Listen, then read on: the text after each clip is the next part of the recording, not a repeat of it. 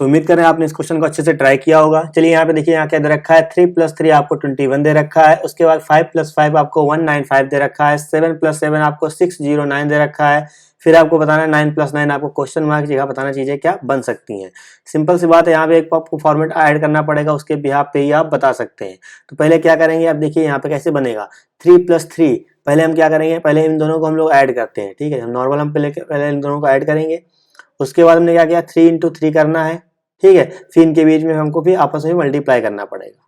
जैसे हम 3 + 3 करेंगे कितना आएगा, 6 आ जाएगा। मल्टीप्लाई का साइन, मल्टीप्लाई लगाएं। उसके बाद हमने इनका मल्टीप्लाई करेंगे कितना आ जाएगा, 9 आ जाएगा। मल्टीप्लाई करेंगे कितना आएगा, मल्टीप्लाई करेंगे 54 हो जाएगा।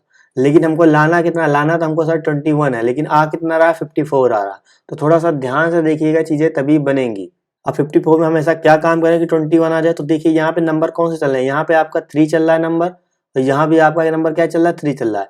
इनको हम साथ में लिख दें, यानी कि क्या आ जाएगा, 33 आ जाएगा। इन दोनों को हम माइनस कर दें, और जैसे ही माइनस करेंगे वैसे कितना आ जाएगा, 21 आ जाएगा।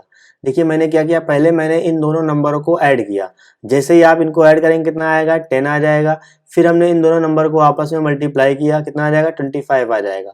फिर इन दोनों नंबर को हमने फिर से मल्टीप्लाई किया, कितना आ जाएगा, 250 हो जाएगा, ठीक है। लेकिन हमको लाना 195, लेकिन आ कितना रहा, 250। फिर हमको इसमें चीजें माइनस करनी पड़ेंगी। अब क्या माइनस करेंगे, देखिएगा 5 + 5, जैसे यहाँ पे आपका 3 + 3 था, हमने क्या बना दिया, हमने बना दिया 33। तो यहाँ 5 + 5 है, तो आप क्या बनाएंगे, यहाँ 55 बना देंगे। और जैसे ही हम इसमें माइनस करेंगे कितना आ जाएगा, 195 आ जाएगा। यानी कि इस तरह से प्रोसीजर को आपको अप्लाई करना है। फिर समझिएगा क्या कर रहे हैं, 7 + 7 को हमको ऐड करना, कितना आ जाएगा, 14 आ जाएगा। फिर देखो बीच में क्या, मल्टीपल का साइन।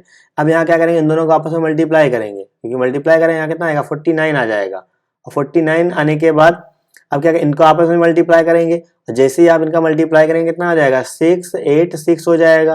ठीक ही चीज है, लेकिन हमको लाना क्या है, हमको लाना है 609।